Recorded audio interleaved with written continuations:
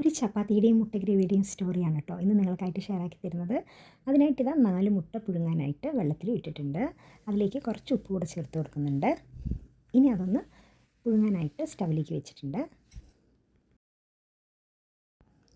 ഇനി കുറച്ച് മാവ്, ആശീർവാദിൻ്റെ ആട്ടപ്പൊടിയാണ് ഞാൻ എടുത്തിരിക്കുന്നത്. അതൊരു ബൗളിലേക്ക് ഇട്ട് കൊടുത്തിട്ടുണ്ട്.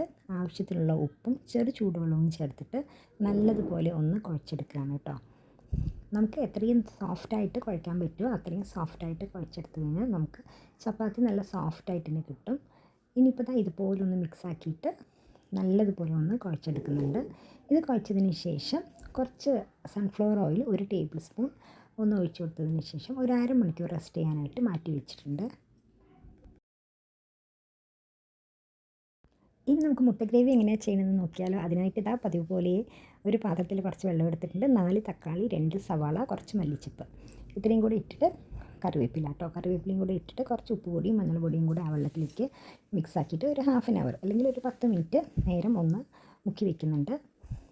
ഇനിയിപ്പോൾ മുട്ടയെല്ലാം നന്നായിട്ട് വെന്ത് വന്നിട്ടുണ്ട്.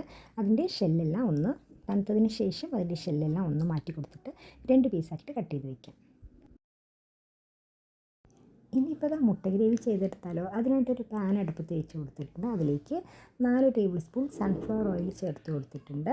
അതിലേക്ക് തക്കാളിയും സവാളയും ചേർത്തിട്ട് ഒന്ന് മിക്സാക്കി എടുക്കാം.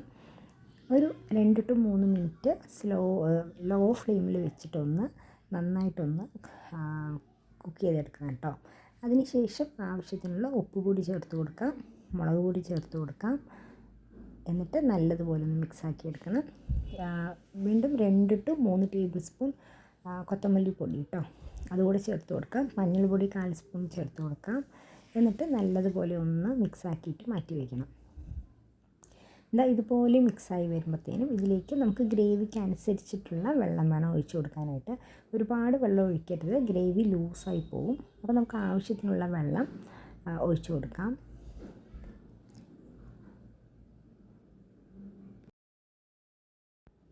ഞാനിവിടെ 1.5 കപ്പ് വെള്ളമാണ്, ചെറിയ കപ്പിൽ 1.5 കപ്പ് വെള്ളമാണ് ഒഴിച്ചു കൊടുത്തത്. 1.5 കപ്പ് വെള്ളം ഒഴിച്ചു കൊടുത്തിട്ട് നല്ലതുപോലെ ഒന്ന് ഇളക്കിയിട്ട് ഒന്ന് തിള വരുമ്പോഴത്തേനും നമുക്ക് മല്ലിച്ചപ്പും കറിവേപ്പിലയും കൂടി ചേർത്ത് കൊടുക്കാം. ഇനി ഇതിലേക്ക് ഇഞ്ചി വെളുത്തുള്ളി പേസ്റ്റ് ചേർക്കാനായിട്ട് ഞാൻ മറന്നിട്ടുണ്ടായിരുന്നു, അത് ചേർത്ത് കൊടുത്തിട്ടുണ്ട്. വീണ്ടും 2 ടേബിൾ സ്പൂൺ ചിക്കൻ മസാല ചേർത്ത് കൊടുത്തിട്ടുണ്ട്. അതുപോലെ തന്നെ 2 ടേബിൾ സ്പൂൺ കോൺഫ്ലവർ വെള്ളത്തിൽ കലക്കിയതും കൂടെ ഒഴിച്ചു കൊടുക്കുമ്പോൾ നമ്മുടെ ഗ്രേവി നല്ല തിക്കായിട്ട് ഇവിടെ റെഡിയായി വന്നിട്ടുണ്ട്.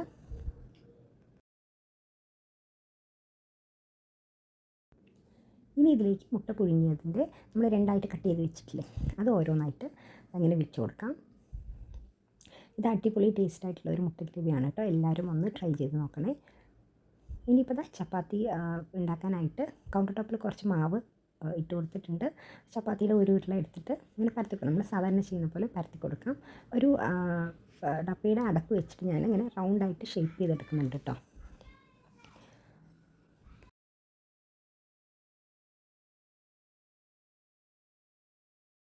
ഇനിയിപ്പോൾ ചൂടായ ചപ്പാത്തിക്കല്ലിലേക്ക് ഞാൻ ചപ്പാത്തി പരത്തിയത് വെച്ച് കൊടുത്തിട്ടുണ്ട്. അപ്പോൾ ഇതിപ്പോൾ തിരിച്ച് മറിച്ച് വിട്ടിട്ട് നമുക്കൊന്ന് പൊളിച്ചെടുക്കണം കേട്ടോ. അതിനുശേഷം നെയ്യോ അല്ലെങ്കിൽ ബട്ടറോ എന്തെങ്കിലും നമുക്ക് മുകൾ ഭാഗത്ത് ഇങ്ങനെ സ്പ്രെഡ് ചെയ്ത് കൊടുക്കാം.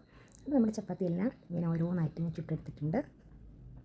ഇനിയിപ്പോൾ അടുത്തായിട്ട് നമുക്ക് ലഞ്ച് ബോക്സ് ഒന്ന് പാക്ക് ചെയ്യാം. ഇന്നൊരു വെറൈറ്റിക്കായിട്ട് ചോറല്ല കേട്ടോ ലഞ്ച് ബോക്സിലേക്കായിട്ട് വെച്ച് കൊടുക്കുന്നത്. ഈ ചപ്പാത്തി തന്നെയാണ്. 2 ചപ്പാത്തി ഞാൻ വെച്ച് കൊടുത്തിട്ടുണ്ട്. അതുപോലെ തന്നെ സൈഡിലായിട്ട് മുട്ട ഗ്രേവിയും കൂടെ ഒന്ന് വെച്ച് കൊടുക്കുന്നുണ്ട്. ഈ ഗ്രേവി കുറച്ച് തിക്ക് ഗ്രേവിയാണ്, അടിപൊളി ടേസ്റ്റാണ് കേട്ടോ. ഇനി ഇതിലേക്ക് ഞാൻ കുറച്ച് ബേബി കുക്കുംബർ കൂടെ ഈ പാത്രത്തിൽ വെച്ച് കൊടുക്കുന്നുണ്ട്. അപ്പോൾ ഇതാണ് നമ്മുടെ ഇന്നത്തെ ലഞ്ച് ബോക്സ്. എല്ലാവർക്കും ഇഷ്ടപ്പെടുകയാണെങ്കിൽ വീഡിയോ ഒന്ന് ലൈക്ക് ചെയ്യാനും ചാനൽ സബ്സ്ക്രൈബ് ചെയ്യാനും മറക്കല്ലേ.